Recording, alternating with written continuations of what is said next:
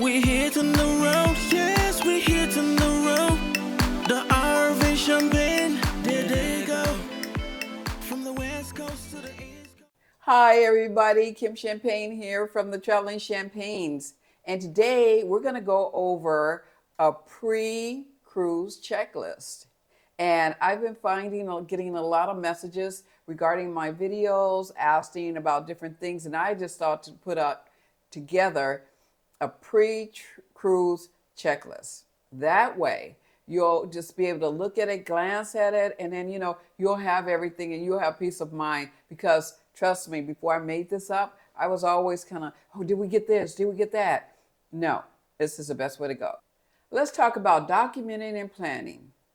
The first thing you're going to need is your passport, photo ID, okay, travel insurance documents, credit cards or your debit cards, shore excursions. You always need to get those shore excursions booked before, because trust me, they're generally booked up by the time you get on. So make sure, and they generally send you a little thing out saying, hey, we're having a sale on this. So make sure to get your cruise excursions booked before you go on the ship.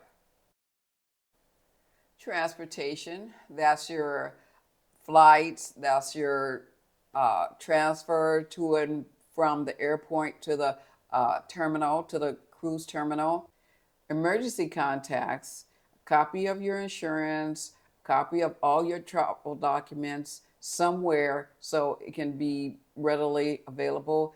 Let's say you lose your phone, let's say something happens, because generally we keep the stuff on our phones, but just have, if you want a paper copy, I use paper copies all the time, plan A, plan B. Now let's go over a few packing essentials.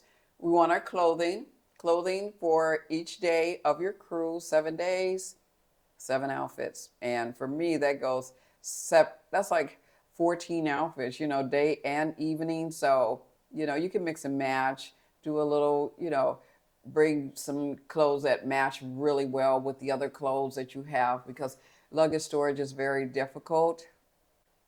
You can also add formal night attire. That's if you plan to do formal night, but each cruise, for like every 7 days, 7-day cruise, they'll have a formal night. And don't forget theme nights. Those are really fun, and I always have something. I have my little white dress and 70s stuff. I have a few of those outfits ready to pack, so don't forget those. Comfortable shoes for walking in wherever your excursion might take you, if you've picked some excursions. But for walking around the ship, yes, you definitely need some comfortable shoes, and dress shoes for like later on evening attire. You need to have. Then you want your light jacket, depending on your itinerary. Like for instance, if you're going to Alaska, you might need something a little heavier than a light jacket, and possibly a rain poncho, depending on what month you've going. However, I've been to Alaska 3 times, and each time, but we always go in the summer. So we've never needed more than a light jacket. Then there's your sleepwear. Make sure to have a little sleepwear, sunglasses, sunscreen, all of that. So, because if you're going to go out, you will be in the sun, and we need to always be protected, of course. Small day bag, a little small tote bag, or a backpack that you take out with you when you go on excursions, because you need to, put a little water in there, have everything that you might need while you're out.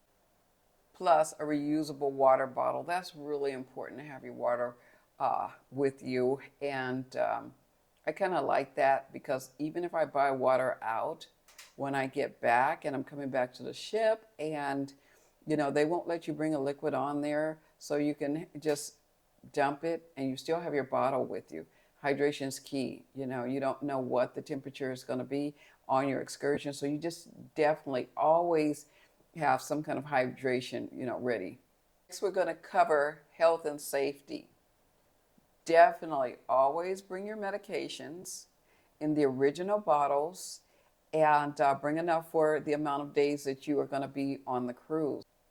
I have heard of a problem that occurred when someone just had their pills in a caddy, and it was a sketchy situation, but I do advise to bring your medications in the actual bottles that you have them in at home. Then there's seasick medications, Dramamine, the actual bands, and the patches.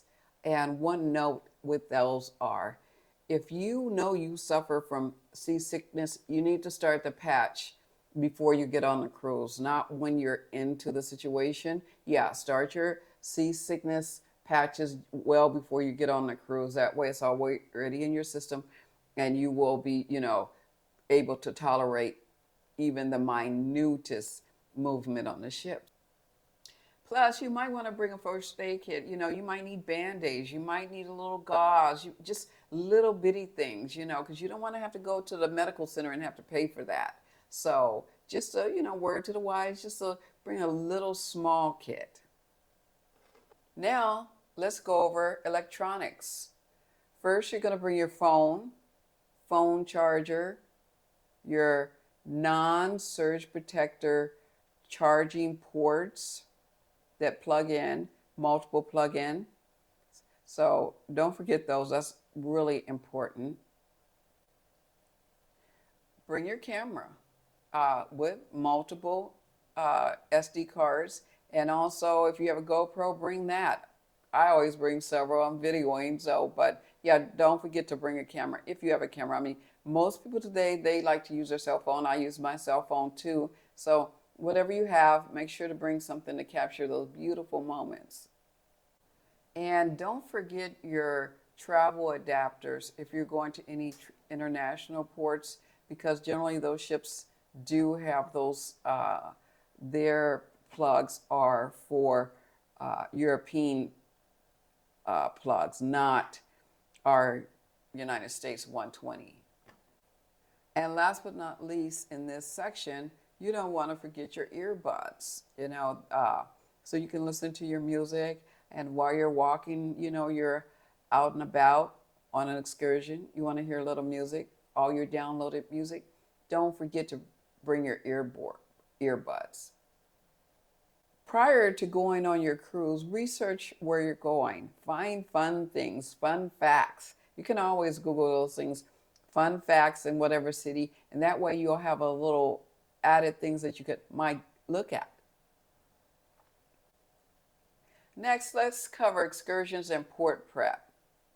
Research ports and what to do. What to do in each port you go to. I always have at least 2 things that I might want to see. I probably won't get to them, depending on what I have booked. But I always have a couple of things up my sleeve to see what's there. I'm always trying to get enough and a lot out of my excursions. Make sure to book your excursions before you take your trip, because excursions, they sell out so fast. I mean, once you get on the ship, you'll see how many things are sold out. However, there are always vendors outside when you get off at each port, ready to take you on different excursions. However, it just depends on where I'm at. So if you're thinking or you see something really great, make sure to book it before you leave for your cruise.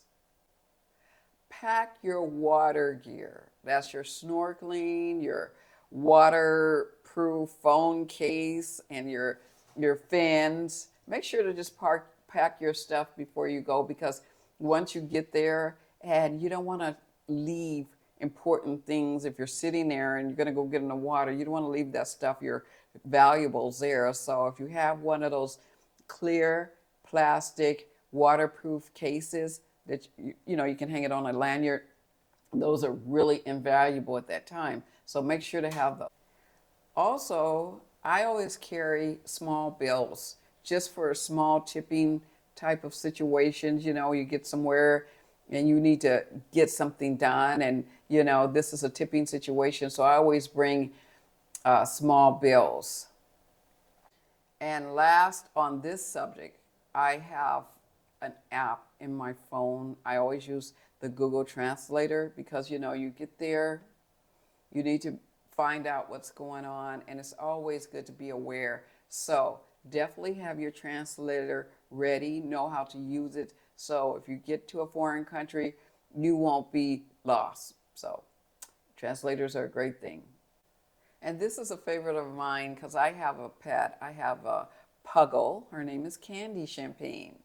And we secure her. We do kennel her when we leave. However, the kennel is a spa, trust me. So make sure that you make sure all the accommodations are set for your pet. Or you can have a pet sitter. I've also used those, but I think my pet seems to like the interaction. And then the kennel that she goes to, they send me images throughout the day of her. How nice. And that's so comforting for me. So make sure to, make sure wherever you're going to leave your pet that they have the pet insurance, all your contact information. And I always tell them also, like, I always get the internet package because they can't call me, but they can email me. If there's a problem, they can email me. That's one good thing about getting the email package. Getting the internet package, because anybody that needs to contact me, I make sure they know about the email, and I use a WhatsApp app also. That's a really great thing to have. Then stop your mail from coming. You don't want all that mail coming to your house, and that's a dead giveaway for thieves, all that mail piled up. So make sure to stop your mail if you're going to go on a 7-day and above cruise, because I get so much mail. It's really incredible. Then pay your bills. Unplug all your appliances. You do not want the coffee pot popping because it was overheated and you left it on. I've had that happen, that it will burst and crack. So make sure to turn off all your appliances that you don't need on before you leave. And set your thermostat appropriate. I make sure to turn it off when I go because I do not want that running for 7 days when I haven't even enjoyed it. So make sure to set your thermostat.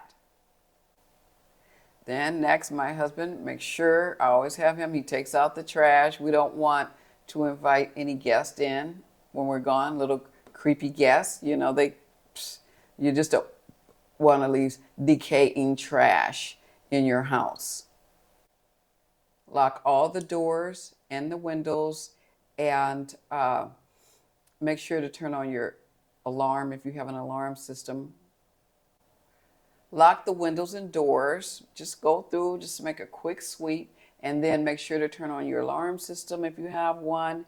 And what I do is I have cameras in my house, and but they're not on all the time. I have them, certain ones on, but the ones in the house, I don't keep them on all the time. But when I leave, I turn those facing inward. So I would get an alarm if somebody walked into my house. So make sure to turn on all those alarms and cameras when you're gone. Now for onboard prep, once you're on the ship. So the first thing you're going to do, which I think you should do before, is download the app.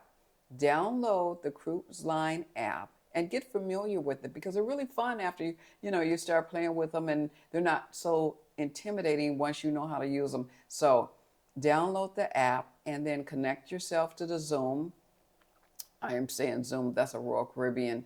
That's their internet, but connect to whatever internet package the cruise line offers. And if you're not going to use the internet, or you're not going to use your phone, make sure to turn your phone to airplane mode. You do not want roaming charges. That's definitely not good. So make sure to put your phone in airplane mode. And for those that are going to sign up for the Wi-Fi, that's part of the process. So either way, we're going to be in airplane mode. And this is most important. If you have young children or any children, and you're going to be putting them in the child care facilities or the teen clubs or whatever, if I were you, I would go around, check it out, especially for the little or smaller kids. Go check out the child care facilities and meet the staff, see if it's a good vibe for you, if you are going to feel safe with your kids there. But trust me, I do ship reviews and I have never seen one that looks sketchy. But you just should go there and find out the hours, because things change from on the website. You might have looked it up. Find out what time they open and what time they close. And not only that, most importantly, find out when they want you there, because you don't want to get there and there's a line. And you want to keep everything very congenial. Yeah. Then we're going to review the drink package for those of us that like to take an occasional drink, or those of us that really love to drink. Review the drink package. But a quick tip here on that is, if you don't want the drink package, what makes it really inexpensive is if you just purchase a drink of the day. Those are usually almost half price of a regular, just purchasing a regular drink. And that's sort of what we used to do. However, we do a lot of Royal Caribbean, and we're Diamond, and we get 4 drinks a day free.